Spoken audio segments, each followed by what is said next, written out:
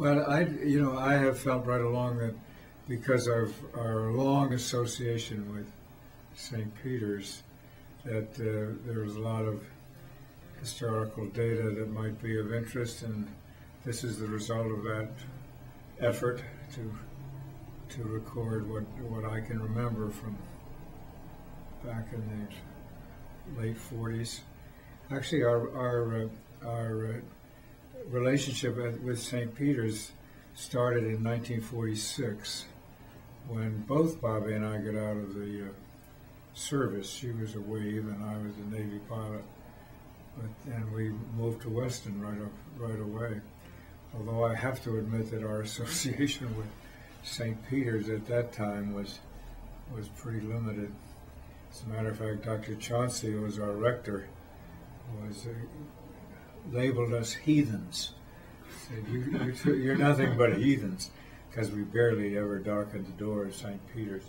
But then we moved to Detroit, and I became an Episcopalian in Detroit. I'd grown up Presbyterian, but we decided we'd settle on one church because we were starting a family then, and we thought we better have a spiritual association.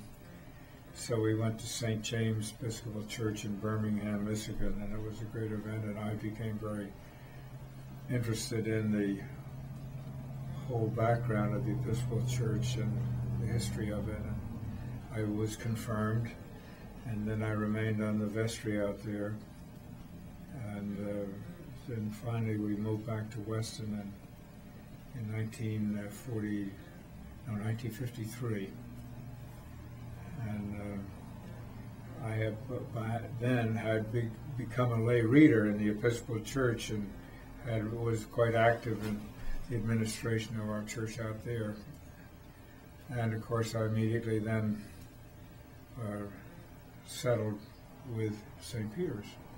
So really my activity with St. Peter's didn't start until 1953 or late 53, early 54.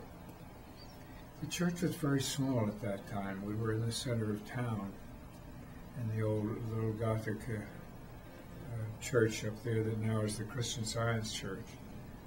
And the parish the congregation was quite small. We were serving both Weston and Wayland, and a lot of the parishioners came from Wayland. As a matter of fact, the people like Nat Hamlin, who was in Mainstone Farm, and then Ham Bowden was head of Waltham Screw Company. He lived in Wayland. Jack Post has lived in Wayland. So a lot of our vestry and a lot of our parishioners came from Wayland, although of course there were a number from Weston. But it became obvious fairly soon after that we needed a larger facility, and we looked into expanding the church in Weston Center, and after diligent effort we decided that would not work. First place, it was in the center of town. The second place, the size of the property was quite limited. And third, there was a lot of ledge, so any expansion would have been considerably expensive.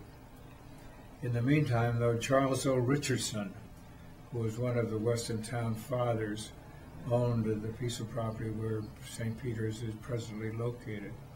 And it was adjacent to the park that's at the corner of the bypass and the Boston Post Road. And so it was an ideal setting for a church. But he was smart enough to require in his gift to the church that we put a structure on it by 1958. And I say smart enough because that gave us a lot of incentive to raise the funds. We said we had to do this, and we have a limited time that the parcel is going to be available to us. So that became the major effort, fundraising effort. And of course, looking back now, they were successful.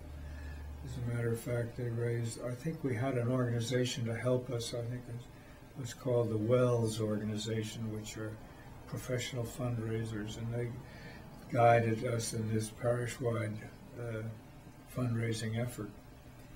And we raised $600,000, which back in 1957 was quite a large sum of money.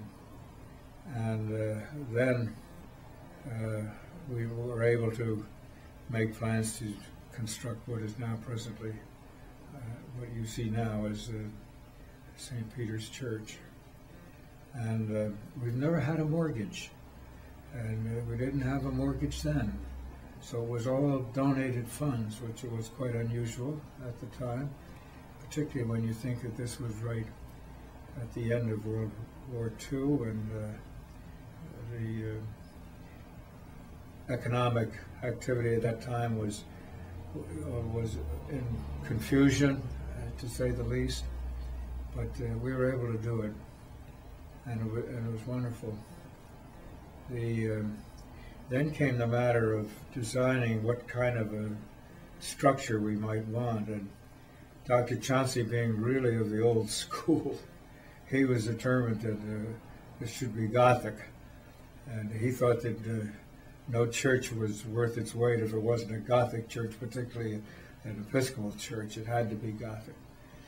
But they had a contemporary one drawn up, and they had what we have now, sort of, I guess this is called Federal Colonial.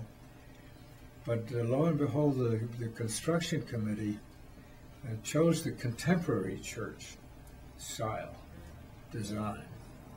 And it was designed by Eleanor Raymond, who, along with Marjorie Pierce, a resident in town here, were the first women graduates from MIT.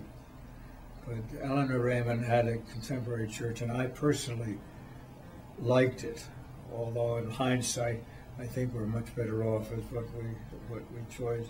we chose and finally built. But then it was a question of which of these designs we would choose, and it went, believe it or not, to parish vote, and it was settled on that we would build the church that we now have. And construction started in the late 1950s. Then came the matter of selling the other church. Well, that was because we needed those funds as well, and we had to dispose of that church. Well, when you think about it, how do you sell a church? There's not many other people seeking fully built churches, but lo and behold, the Christian Scientists were looking for a church at the time, and they became our prime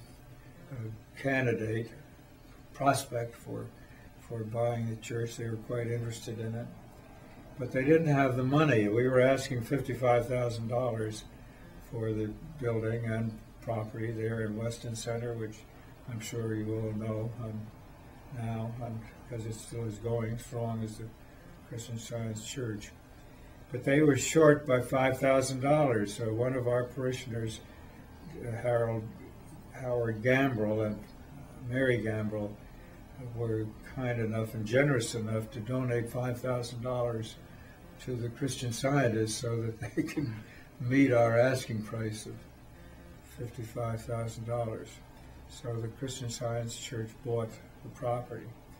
In the meantime, however, we had to do lots of things to de-Christianize it. Where there was a cross at the top of the ridgepole, and we had to take that down. And of course, the interior of the church was very Anglican and its design. And there was a rood beam that separated the sanctuary from the congregation area of the church, and that had to come down. I don't know as many people know what a rood beam is, but it was a large beam-like structure with decorated in religious motif that did separate the sanctuary from the rest of the church. But that had to come down, and then we had things, the Stations of the Cross all around the church. Well, none of this, of course, was acceptable to the Christian Scientists, so we had to do all those things to help them. Also, one of the interesting features is that the Christian Science, apparently in their organization, they can't build a new church unless they have a reading room in the business district of the town where they're located.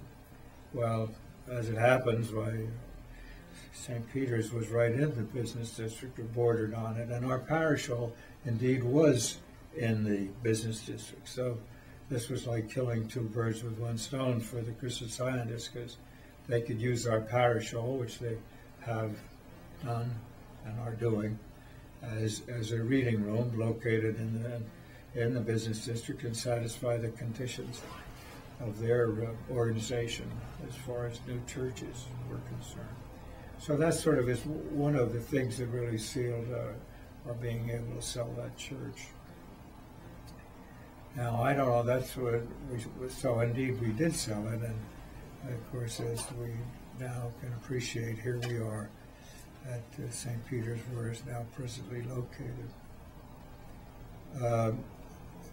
The design was, as I say, federal colonial, I guess that's what we call it. But it was in a wonderful location. It's one of the key elements of Weston, because everyone views St. Peter's as they come into it from the east, and